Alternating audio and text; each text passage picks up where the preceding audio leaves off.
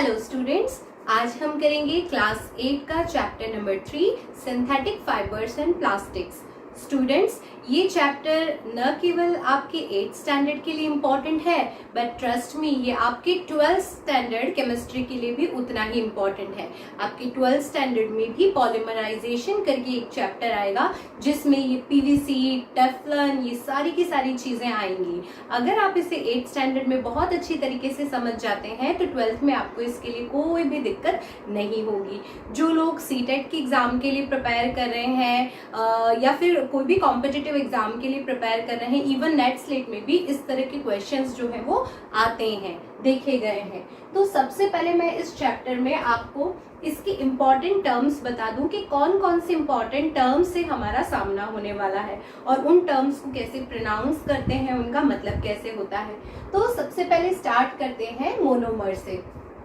Students, monomer क्या होता है? मोनो का मतलब होता है सिंगल, वन। मोनो का मतलब होता है वन यानी एक। मर का मतलब होता है यूनिट। तो मोनोमर का मतलब होता है एक यूनिट। अगर आप देखिए, एक लंबी सी रस्सी देख लीजिए या एक लंबी सी पाइप देख लीजिए, अगर हम उस पाइप को कटिंग करना स्टार्ट करें तो हम उसको छोटे छोटे टुकड़ों में भी काट सकते हैं। तो मोनोमर जो होता है एक्चुअली ये भी एक यूनिट होता है। ऐसे हजारों, करोड़ों, लाखों, 100, 200 अलग अलग छोटे छोटे यूनिट्स को जोड़ के हम एक बड़ी से बड़ी चीज को बना सकते हैं। और ये जो चीज को हम किसी भी चीज को जब हम बनाते हैं लैब के अंदर, आर्टिफिशियल या इंडस्ट्रीज के अंदर, तो उसे हम उसके लिए हम वर्ड यूज करते हैं सिंथेटिक। सिंथेटिक का मतलब होता है बनाना, ठीक है। तो देखते हैं कि क्या होता है मोनोमर। मोनोमर जो होता है the simplest chemical molecule in a chain of polymer. Poly का मतलब होता है मैनी, बहुत ज्यादा, 2, 3, 4, 5 जितने भी है ज्यादा, और मर का मतलब होता है यूनिट। तो पॉलीमर यानी ऐसी एक चेन जिसके अंदर बहुत सारे यूनिट्स प्रेजेंट है। तो मोनोमर जो होता है वो उस एक लंबी चेन का एक छोटा सा यूनिट होता है, एक हिस्सा होता है जिसको हम केमिकल रिएक्शन से बनाते हैं। फिर आ गया नायलॉन। स्टूडेंट्स, नायलॉन की रस्सी, नायलॉन की लेस, नायलॉन के कपड़े, ये सब आपने बहुत अच्छे से देख रखे होंगे, आपके घर में भी होंगे। आप अपने पेरेंट्स से पूछ सकते हैं कि नायलॉन जो है वो किस तरह का दिखता है। आप अपने घर में ये मटेरियल्स को देख लीजिए तो अच्छे से समझेंगे। नायलॉन जो होता है ये एक सुपीरियर सिंथेटिक फाइबर होता है। ये बनता है पॉलीमराइजेशन प्रोसेस के द्वारा of amide molecules obtained from the petroleum products। Petroleum products जो होते हैं वो हमें क्रूड में से मिलते हैं, यानी कि जमीन में से मिलते हैं।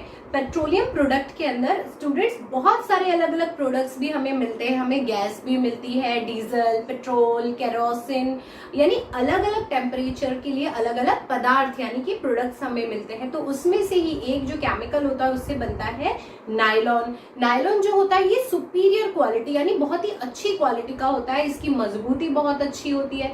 जैसे कि कपड़े सुखाने की रस्सियां होती हैं आजकल की, वो नायलॉन की बनी होती है। तो आप ज्यादा से ज्यादा वेट भी उस पर डालेंगे तो वो जल्दी से टूटेगी नहीं। अगर वो बारिश में है, धूप में लगी हुई है, ठंडी के मौसम में भी लगी हुई है, तो काफी टाइम तक वो जो है वो टूटेगी नहीं। तो ये क्या बताता है? एक अच्छी क्वालिटी बताता है। इसके बाद प्लास्टिक। प्लास्टिक के बिना आप सोचिए क्या लाइफ है। हर जगह पर हम लोग सब्जी लेने जाते हैं या घर में भी प्लास्टिक के बहुत सारे डब्बे होते हैं, लेकिन प्लास्टिक्स में भी बहुत अलग अलग तरह का फर्क होता है स्टूडेंट्स, जो हम आज देखेंगे। प्लास्टिक क्या होता है? A material which can be easily moulded into various forms. Plastic ऐसा मटेरियल होता है जिसको हम आसानी से किसी भी शेप के अंदर मोल्ड कर सकते हैं, बना सकते हैं। प्लास्टिसिटी। प्लास्टिसिटी क्या होती है? The property of a material due to which it can be moulded into various forms. Plastic जो होता है उसके अंदर एक खास प्रॉपर्टी होती है, प्लास्टिसिटी जिसे हम कहते हैं। इसी प्रॉपर्टी के कारण ये जो प्लास्टिक है ये किसी भी शेप के अंदर ढल जाता है। फिर आ गया पॉलिएस्टर। पॉलिएस्टर क्या होता है? पॉलिएस्टर जो होता है पॉलीथीन और टेट्राथेलेट, ये जो है पथेलेट नहीं बोलना है, ये पी साइलेंट होता है। तो पॉलीइथीन और टेट्राफ्थेलेट का जो है पॉलीमर होता है। पॉलीमर आपको पता ही चल गया कि जब बार बार रिपीटिंग यूनिट, यानी ये जो छोटा सा यूनिट है पॉलीथीन और टेट्राफ्थेलेट, इसकी बार बार रिपीटिंग यूनिट हम लगाएंगे तो हमें क्या मिल जाएगा, पॉलीएस्टर मिल जाएगा। A plastic material prepared by polymerisation of ethene terephthalate. अब ये जो पॉलीमराइजेशन होता है, तो स्टूडेंट्स पॉलीमराइजेशन मतलब पॉलीमर बनाने की प्रोसेस। क्या होता है पॉलीमर? पॉलीमर का मतलब होता है, पॉली का मतलब होता है मैनी और मर का मतलब होता है यूनिट, यानी बहुत सारे छोटे छोटे छोटे यूनिट्स को जोड़ के जो हम लंबा बना देते हैं, बहुत ही लंबी चेन बना देते हैं, तो उस प्रोसेस को हम बोलते हैं पॉलीमराइजेशन प्रोसेस। सीधा सा एक एग्जांपल देती हूँ। अगर आपके घर में प्लम्बिंग का काम चल रहा है, अगर आपको ग्राउंड फ्लोर के लिए बाथरूम में पाइप का कनेक्शन करवाना है तो आप थोड़ा सा पाइप लेंगे। अगर आपको फर्स्ट फ्लोर तक पाइप का कनेक्शन करवाना है तो आप पाइप की साइज बड़ी ले लेंगे। अगर आपको सेकंड फ्लोर, थर्ड फ्लोर, तो उस हिसाब से पाइप की साइज बड़ी हो जाएगी। तो ये क्या हो रहा है, छोटे छोटे यूनिट्स को हमने लंबी चेन में अरेंज कर दिया तो वो बड़ी हो जाएगी। उस सेम यूनिट्स को हम छोटी चेन में अरेंज कर देंगे तो वो साइज क्या हो जाएगी, छोटी हो जाएगी। लेकिन बनेगी किससे, छोटे छोटे यूनिट से। इसके बाद देखते हैं स्टूडेंट्स, वापस से हमने पॉलीमर को देखा है। यहाँ पे पॉलीमर आप समझ गए थे, लेकिन मैंने फिर से अलग से डेफिनेशन लिखा है। Polymer, the product form by the combination of a large number of monomers, यानी ऐसा प्रोडक्ट जो छोटे छोटे मोनोमर यानी एक यूनिट से जुड़कर इनकी कॉम्बिनेशन से बना है, उसे हम पॉलीमर कहते हैं। मोनोमर्स इन अ स्ट्रेट और क्रॉस्ड चेन। अब स्टूडेंट, स्ट्रेट और क्रॉस्ड चेन ये आपका शुरुआत हो जाएगा 10th स्टैंडर्ड से। तो ये जो होते हैं, जैसे कि ये कार्बन है, देखिए कार्बन कार्बन आपस में मिल रहे हैं। ये कार्बन इस तरह से भी मिल सकता है, इस तरह से भी मिल सकता है। तो ये जो होती है स्ट्रेट चेन होती है या फिर क्रॉस्ड चेन भी हो सकती है। फिर आ गया पॉलीमराइजेशन। पॉलीमराइजेशन मतलब पॉलीमर बनाने की प्रोसेस को ही हम पॉलीमराइजेशन कहते हैं। The process of combining monomers to form polymers under suitable physical and chemical condition. अगर हम किसी से भी पॉलीमर बना रहे हैं तो वो आपस में जो यूनिट्स हैं वो ढंग से जुड़ेंगे या नहीं, उनके लिए क्या कंडीशन से, कैसे केमिकल रिएक्शन होने चाहिए, कैसे टेम्परेचर होने चाहिए, ये सब भी इंडस्ट्रीज में बहुत ज्यादा ध्यान रखा जाता है। उसके बाद है स्टूडेंट्स पॉलीइथीन। जो पॉलीथीन जो मतलब हम लोग प्लास्टिक की थैली यूज करते हैं उसको हम लोग पॉलीथीन पॉलीथीन पॉलीथीन कहते हैं, लेकिन असल में वो प्रोनाउंस होता है पॉलीइथीन। पॉली का मतलब हो गया मैनी, इथीन जो है वो एक मॉलिक्यूल है। तो जब बहुत सारे इथीन के मॉलिक्यूल्स मिलते हैं, पॉलीमर बनाते हैं पॉलीमराइजेशन प्रोसेस के द्वारा, तो उसे हम पॉलीइथीन कहते हैं। A plastic material prepared by polymerisation of ethene gas. Ethene जो है वो एक गैस के फॉर्म में होता है। इसके बाद आ गया रेयन या फिर आर्टिफिशियल सिल्क।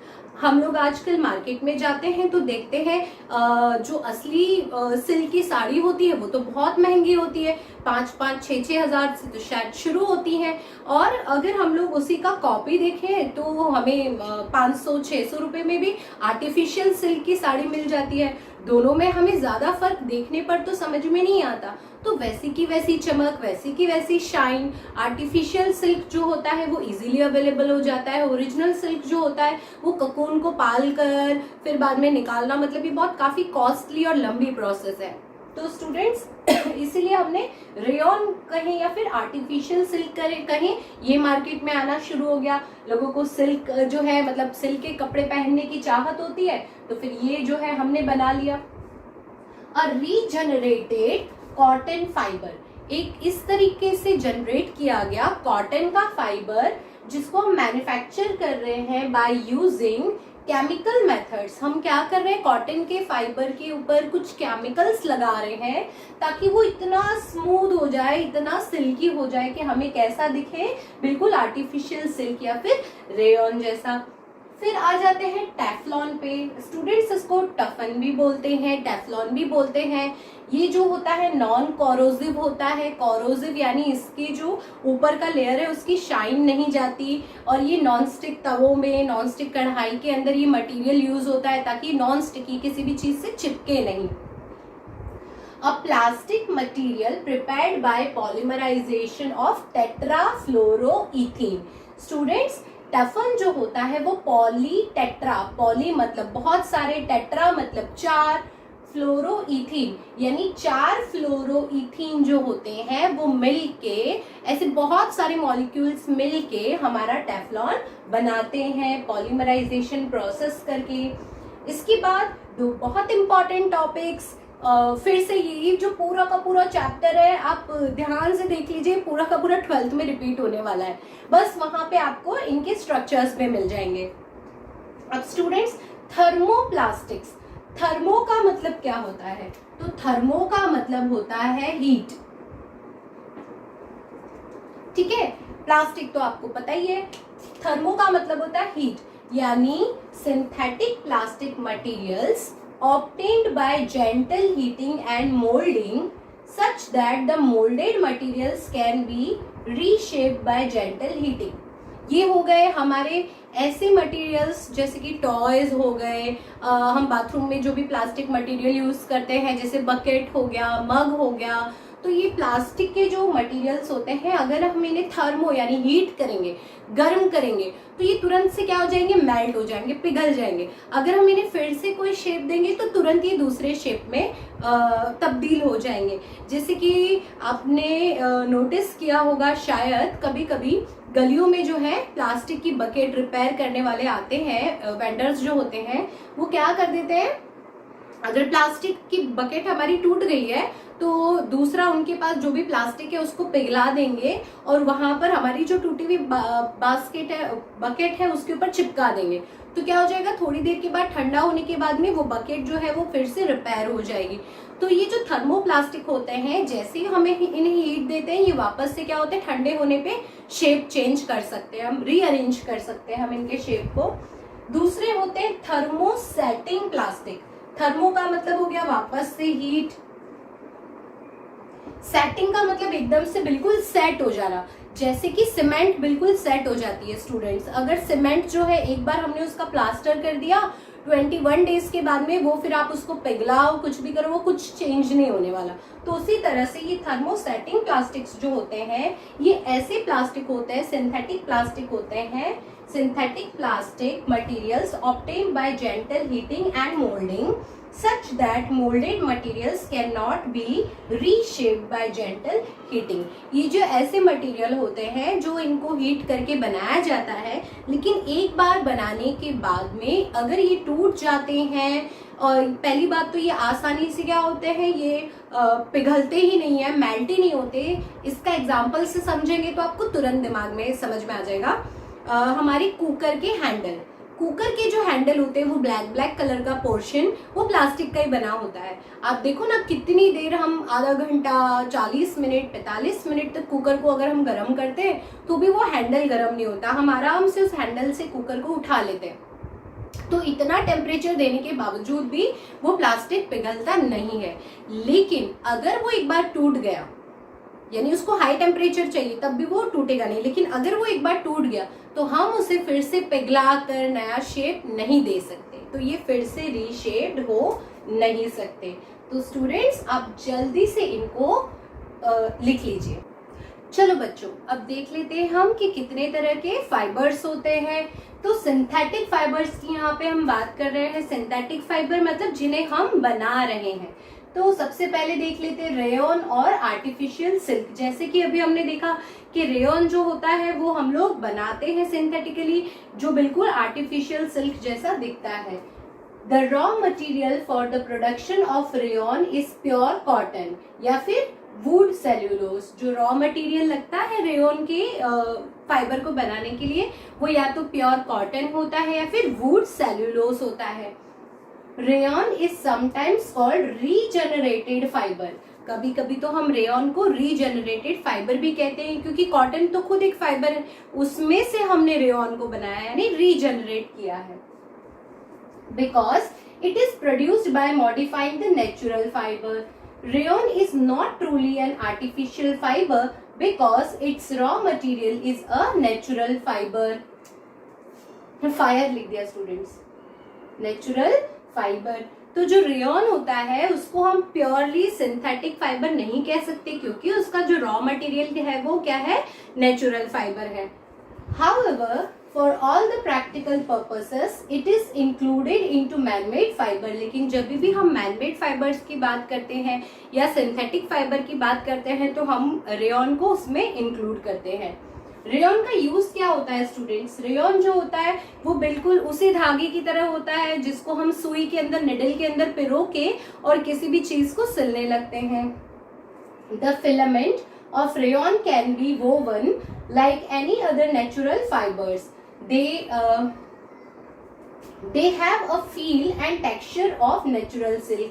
ये जो रेयन होता है इसको जब हम छूते हैं तो हमें लगता है कि जैसे हम सिल्क को ही छू रहे हैं, और ये दिखने में भी सिल्क जैसा ही होता है। अब जो है हम इसके यूजेस देख लेते हैं। Rayon filaments are blended wool in the manufacture of Rayon filaments are blended with wool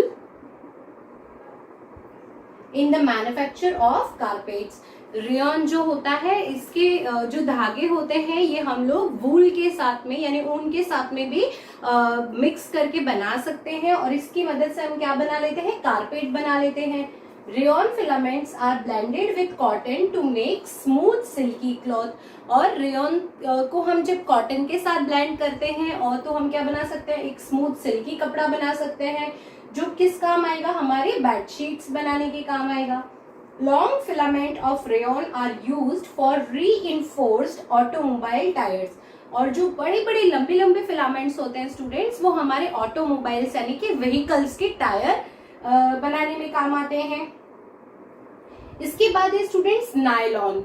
nylon जो होता है, नायलॉन बहुत ही मजबूत होता है, तो देख लेते हैं नायलॉन कैसा होता है। The nylon fibres consist of a very long chain of polyamide molecules.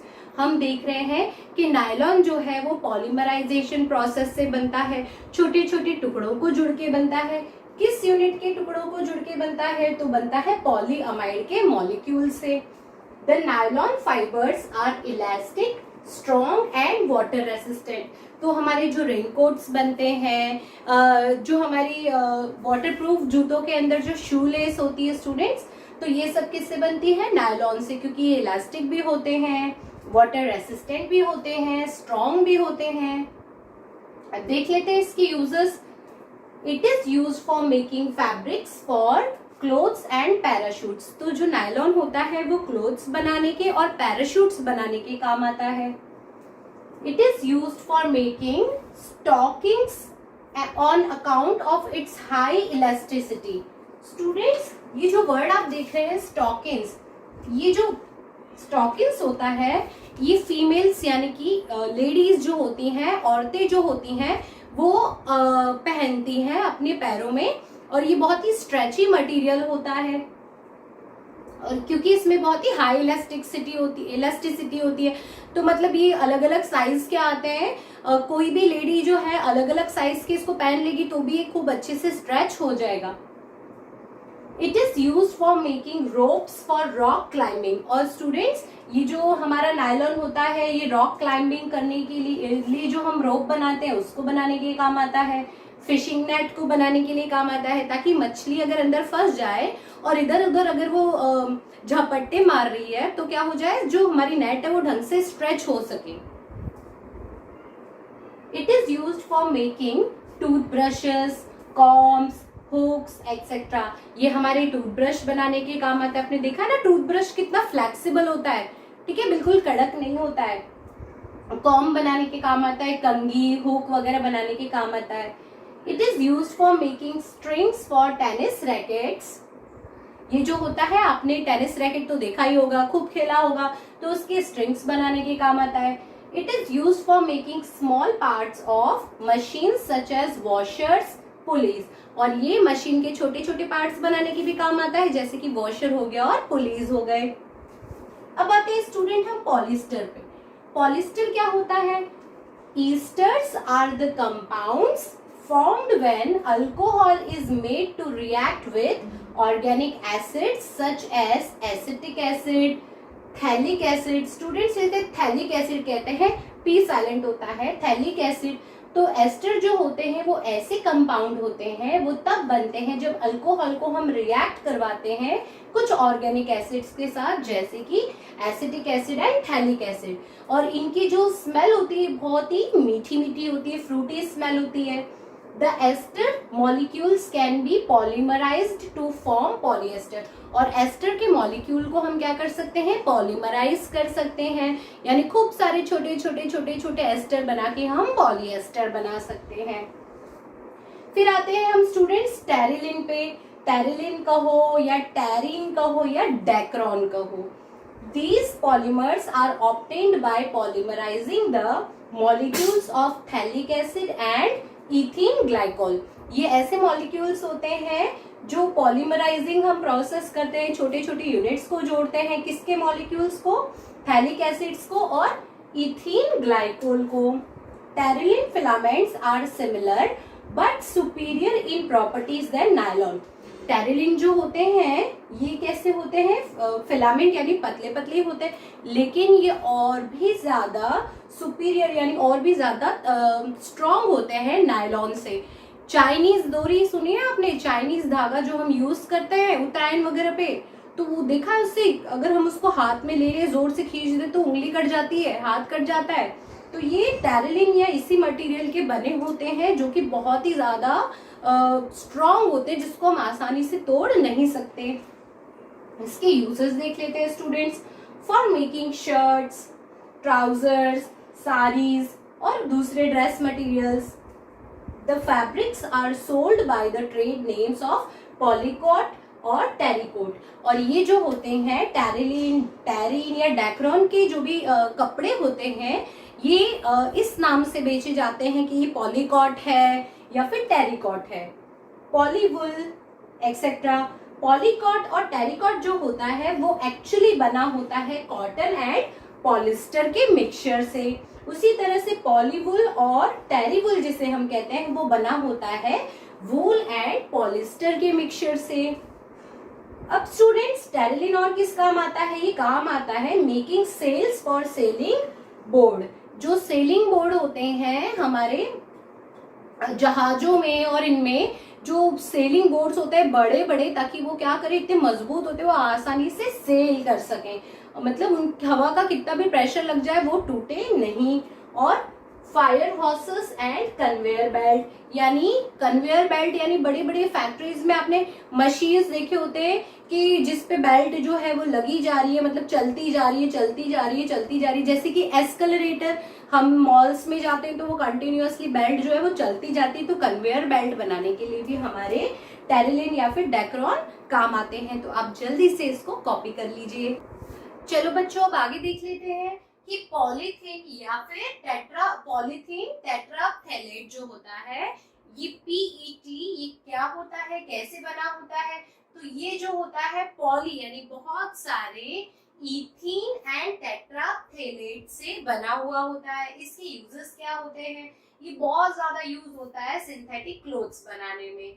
ये जो क्लोथ्स होते हैं ये परमानेंट, इनकी क्रीज जो होती है परमानेंट रहती है, यानी बार बार हमें प्रेस करने की जरूरत नहीं पड़ती और आसानी से ये वॉश हो जाते हैं।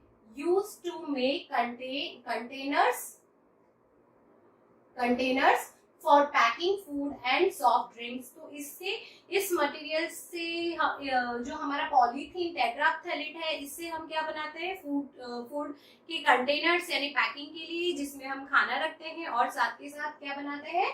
सॉफ्ट ड्रिंक्स के पैकेट्स बनाते हैं। Used in making magnetic tapes, used in audio and video cassette recorders. तो और इससे हम क्या बनाते हैं? ऐसे मैग्नेटिक टेप्स बनाते हैं जो ऑडियो या फिर हमारे रिकॉर्डर्स में यूज होते हैं, कैसेट्स में यूज होते हैं। इसके बाद है students acrylic fibres. Acrylic fibre जो होते हैं वो हमें मिलते हैं पॉलीमराइजेशन प्रोसेस करवाने से they are obtained by polymerization of molecules of acrylonitrile. एक्राइलोनाइट्रेट जो मोनोमर्स होते हैं यानी छोटे छोटे यूनिट होते हैं, उनको बहुत ज्यादा इकट्ठा करके यानी पॉलीमराइजेशन प्रोसेस करके लॉन्ग चेन बना के हमें ये एक्राइलिक फाइबर्स मिलते हैं. These fibers are very light and soft like wool. ये जो इसके फाइबर्स होते हैं बहुत ही हल्के होते हैं और एकदम वूल की तरह मुलायम होते हैं, सॉफ्ट होते हैं. They are resistant to weathering. और इनके ऊपर वेदर का यानी मौसम का कोई भी असर नहीं पड़ता है, ये मौसम को भी झेल लेते हैं, इतनी इनमें ताकत होती है. इसके यूजेस देख लेते हैं. तो स्टूडेंट्स ये यार्न बनाने के काम आते हैं. हैंड नीड स्वेटर्स यानी लंबे लंबे हम इनसे धागे बना सकते हैं. और उसके बाद में आपने देखा होगा ना, हाथ से बुनाई करके हम जो स्वेटर बनाते हैं तो वो बन सकते हैं.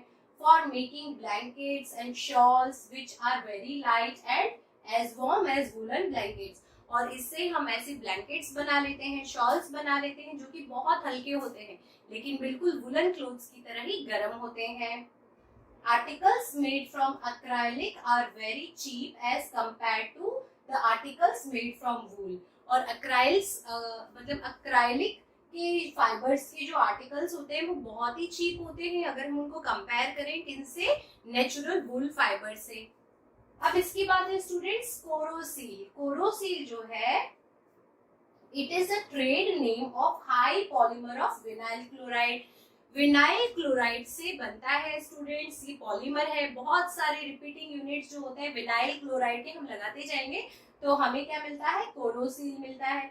इसकी यूज क्या होते हैं स्टूडेंट्स, ये वाटर प्रूफ होता है, एयर प्रूफ होता है.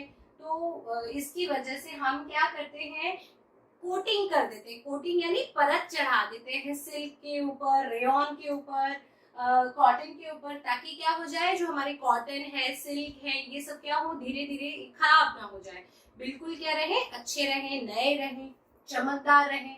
वाटरप्रूफ फैब्रिक्स भी हम बनाते हैं ताकि हम रेनी डेज में यानी रेनी सीजन्स में या बाथरूम कर्टेन्स में, कर्टेन्स यानी पर्दे में हम ये यूज कर सकें. स्टूडेंट्स इतनी सारी बातें हो गई, हमने देख लिया कि आर्टिफिशियल जो सिंथेटिक फाइबर्स होते हैं बड़े काम आते हैं, पैराशूट बनाने के काम आते हैं, रेनकोट बनाने के काम आते हैं, बड़े हल्के होते हैं लेकिन गर्मी वुलन क्लोथ के जैसे ही देते हैं, सस्ते भी होते हैं. तो इतने सारे फायदे देख लिए हमने. फिर हम इनके एडवांटेज भी समझ लेते हैं कि कितने हमारे लिए फायदे कारक है और फिर इनके नुकसान भी देख लेते हैं कि अगर हर जगह आर्टिफिशियल सिंथेटिक फाइबर्स ही हमें इतना फायदा पहुंचाते हैं तो फिर हम लोग कॉटन के कपड़े पहनने की जिद क्यों करते हैं या क्यों चाहते हैं कॉटन के कपड़े पहनना. डॉक्टर्स भी क्यों कहते हैं कि हमेशा कॉटन के कपड़े पहनना कीजिए. तो चलिए देख लेते हैं एडवांटेजेस ऑफ सिंथेटिक फाइबर्स. देखिए, they have high lustre and do not become yellow with age. ये बड़े लस्टर का मतलब होता है चमक, शाइन, बड़े चमकीले होते हैं. समय के साथ साथ ये पीले नहीं होते यानी मैले नहीं लगते, पुराने नहीं लगते. Do not shrink on washing. और ये धोने के बाद में सिकुड़ नहीं जाते यानी छोटे नहीं हो जाते. दे नीड वेरी लिटिल और नो आयरनिंग. हमें इनके ऊपर बहुत ज्यादा प्रेस नहीं करना पड़ता, इस्त्री नहीं करना पड़ता और मतलब ये आसानी से बड़ी जल्दी से इनका काम हो जाता है. या तो फिर इस्त्री भी करनी होती तो फटाक से फेरी इस्त्री और काम खत्म. They last longer as compared to natural fiber. और बहुत लंबे टाइम तक ये चलते हैं नेचुरल फाइबर के कंपैरिजन में. They are easy to clean and dry quickly. और ये बहुत आसानी से क्लीन भी हो जाते हैं, धुल जाते हैं और जल्दी से सूख भी जाते हैं. They are less expensive than the natural fiber. और ये बहुत ही कम मतलब महंगे होते हैं यानी कि सस्ते होते हैं. कंपेयर जब हम करें इनको नेचुरल फाइबर से काफी सस्ते होते हैं. अब डिसएडवांटेजेस देख लें. इतनी देर से हम यूजर्स देख रहे हैं, एडवांटेज देख रहे हैं, तो अब हम इनके डिसएडवांटेज देख लें. तो सबसे पहला डिसएडवांटेज क्या होता है स्टूडेंट्स, देखो, दे इजीली मेल्ट और burn. So there is always a risk of getting burns while wearing synthetic clothes. अब स्टूडेंट सिंथेटिक कपड़े जो होते हैं उनकी हमने अच्छी बातें तो देख ली. अब उनकी बुरी बातें क्या है, उनसे क्या नुकसान है हमें. सबसे पहला नुकसान हमको ये है कि ये जल्दी से आग पकड़ लेते हैं। तो अगर हम किचन में सिंथेटिक कपड़े पहनकर खाना पका रहे हैं या ऐसी जगह पर जा रहे हैं जहाँ पे टेम्परेचर बहुत ज्यादा है या आसपास कहीं पे कुछ आग जैसी लगी हुई, तो हम जल्दी से हमारे कपड़े क्या कर लेंगे, आग पकड़ लेंगे। तो हमेशा इसका डर लगा रहता है। They do not absorb sweat, so they are very uncomfortable during summer and rainy season. We use cotton instead of synthetic fiber. और गर्मियों के मौसम में, बारिश के मौसम में ये जो है बिल्कुल भी पसीना हमारा एब्जॉर्ब नहीं करते, नहीं सोखते। अब पसीना नहीं सोखेंगे, गर्मी में सारा दिन ये जो बॉडी पे चिपके रहेंगे, पसीना भी नहीं सोखेंगे, कितनी गर्मी लगेगी। तो इसीलिए हम इनको समर और रेनी सीजन में यूज नहीं करते। इसकी जगह पे हम क्या यूज करना पसंद करते हैं, cotton clothes. They are not biodegradable and hence cause lot of pollution. ये जो है बायोडिग्रेडेबल यानी समय के साथ साथ मिट्टी में मिक्स नहीं होते, ये डिकम्पोज नहीं होते, तो ये हमेशा पड़े रहते हैं जमीन के ऊपर और क्या कॉज करते हैं, पॉल्यूशन कॉज करते हैं। They get electrically charge in dry weather. ये जो है इलेक्ट्रिकली चार्ज हो जाते हैं स्टूडेंट्स। इलेक्ट्रिकली चार्ज का मतलब आपने कभी नोटिस किया होगा कि जब आप ब्लैंकेट में सर्दियों के समय में अपनी रजाई जो है ओढ़ के सोते हैं और उसके अंदर अपने पंजों से नोचते हैं तो स्पार्क होता है, यानी कुछ चमक होती है। तो उसी तरह से इलेक्ट्रिकली चार्ज हो जाते हैं और इस इलेक्ट्रिकली चार्ज के कारण जो चार्जेस होते हैं, नेगेटिव पॉजिटिव चार्जेस होते हैं, ये घूम रहे होते हैं उस ब्लैंकेट के अंदर। तो वो जो चार्ज होते हैं वो कुछ लोगों के स्किन के साथ में रिएक्ट कर जाते हैं और उनको स्किन प्रॉब्लम्स भी हो जाती है। तो ये हो गए इनके नुकसान। तो अब आप जो भी कपड़े खरीदें तो फायदे और नुकसान दोनों देखकर ही खरीदें। तो स्टूडेंट्स इस पार्ट में हम लोगों ने सिंथेटिक फैब्रिक्स तक कवर किया है। इसके नेक्स्ट वाले पार्ट में हम लोग प्लास्टिक के अलग अलग टाइप्स, उनके यूजेस, डिसएडवांटेजेस, ये सब कवर करेंगे। ठीक है।